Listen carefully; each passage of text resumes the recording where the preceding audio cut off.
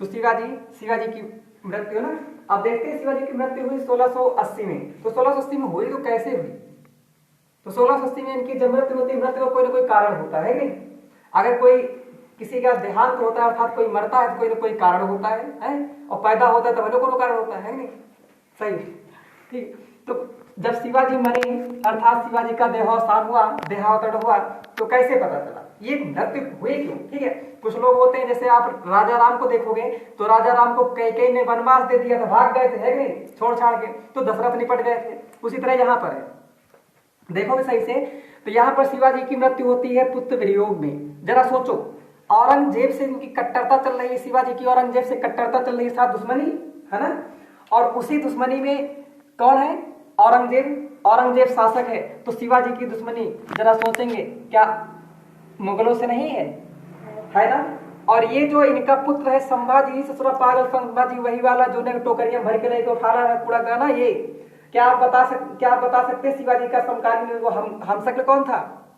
हीरोजी फरजंद। क्या नाम था? हीरोजी फरजंद को शिवाजी कैद खाने में छोड़ करके चले आए थे और संभवा को उठा के लेके आए थे ना, बचा करके। इस तरह पागल उठता है जब शिवाजी बेचारे बूढ़े हो जाते, जैसे हम आप सभी पिताजी कितने भी महान हो, कितने महान कार्य किए हो, लेकिन जब वो बूढ़े हो जाते हो हम आप अपने कमजोरी का फायदा उठाते ना, तो उसी तरह कमजोरी का फायदा उठाया किसने? संभवा ने। इस संभवा ने सोचा हमारे बप्पा क्या कर पाएंगे, अर्थात बुढ़ा गया, करेंगे क्या पहिए ना, ये उठा एक काम किया, चला गया कहाँ? चला गया मुगलों के यहाँ। किसके यहाँ? मुगलों के यहाँ चला गया। अच्छा, मुगलों के यहाँ चला गया। तो आप जानते हैं अगर दुश्मन को मारना है, हताहत करना है, तो पहले दुश्मन की कमजोर कड़ी को निकाल लो, ठीक है, उसके किसी संतान को या किसी न किसी को अपने पक्ष में मिला लो, अपने आप दुश्मन हार जाएगा। ठीक, ये व्यवस्था। तो ये चला जाता है संभाजी कहाँ पहुंच गया? मुगलों के यहाँ। ठीक, तो मुगलों के यहाँ पहुंच गया। क्या आप ये उम्मीद कर सकते हो जो तुम्हारी संतान अर्थात तुम्हारा ही साथ का दूसरे के यहाँ, दुश्मनों के यहाँ चला जाए, क्या आप उम्मीद कर सकते हो तुम्हारी जो है बात को नहीं बताएगा? आप जानते हैं रावण कभी मरता ना, कभी विष्णु माना जाते, तो है कि नहीं, रावण को मारना पाते, वही हाल यहाँ पर है। तो इनको ये संभावना होगी कि अब दिक्कत हो सकती है हमें लिए। ठीक है, तो इन्होंने, इनका एक दूसरा पुत्र था, उसका नाम था, क्या नाम? राजा राम। क्या नाम था? राजा राम। राजा राम को इन्होंने छत्रपति की उपाधि अर्थात अब इसको जो है राजा बना दिया। क्या बना दिया? राजा। ध्यान समझिएगा, शिवाजी ने अगला राजा किसको बनाया? पेपर में इंपॉर्टेंट आता है, गड़बड़ नहीं करेंगे, पेपर में आता है कि शिवाजी के बाद अगला वंश राजा पेशवा अगला छत्रपति बना कौन? आंसर आपका होगा संभाजी। बात समझो, शिवाजी के बाद अगला छत्रपति कौन बना? संभाजी। लेकिन अगर पेपर में शिवाजी ने अगला छत्रपति किसे घोषित किया, उसका आंसर आपका होगा राजा राम। ठीक है, आप गलत नहीं करेंगे। तो शिवाजी ने किसे अपना छत्रपति घोषित किया है, बनाया, उसका आंसर होगा राजा राम। और शिवाजी ने अपनी जो है शासन व्यवस्था चलाने के लिए अपनी एक मंत्री परिषद बनाए थे। उस मंत्री परिषद में 8 बड़े प्रमुख व्यक्ति थे, उनको हम अष्टप्रधान कहा जाता है। क्या कहा जाता है? अष्टप्रधान। ध्यान देना, अष्टप्रधान यहाँ है और अष्टदिग्गज है। अष्टदिग्गज आपका विजयनगर साम्राज्य में कृष्णदेव राय के यहाँ है, याद रखेंगे, कृष्णदेव राय के यहाँ कौन है? अष्टदिग्गज। लेकिन यहाँ पर कौन है? अष्टप्रधान। ठीक है, अष्टप्रधान है। तो ये अष्टप्रधान जो है ये किसका समर्थन करेंगे?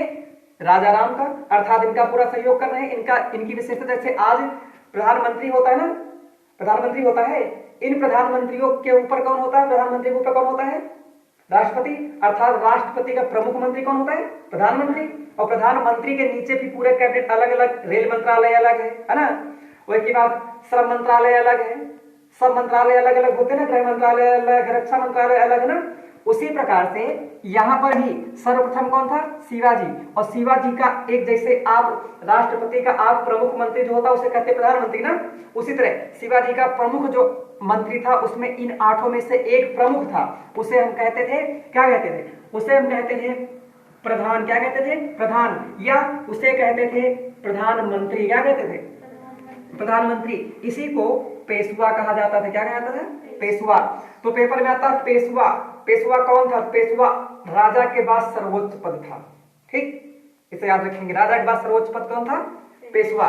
ठीक है, तो आप देखिए, तो शिवाजी ने अपने दूसरे पुत्र राजा राम को शासक बनाया अर्थात छत्रपति बना दिया। ठीक है, और रायगढ़ यानी अपनी राजधानी रायगढ़ के सिंहासन पर बैठा दिया। लेकिन जब ये जाना अर्थात ये कमजोर हो गए, अर्थात ये मरने का इनका नंबर आया शिवाजी का, तो ये पागल संभवा संभवा संभवा, ये जो मुगलों के यहाँ है, अगर इसको पता चला हमारे पिताजी निपटने वाले हैं, तो यह सोचा कि आओ हम निपट लेते चल के। ये आता है कहाँ, ये आता है आपका रायगढ़। कहाँ आता है, रायगढ़।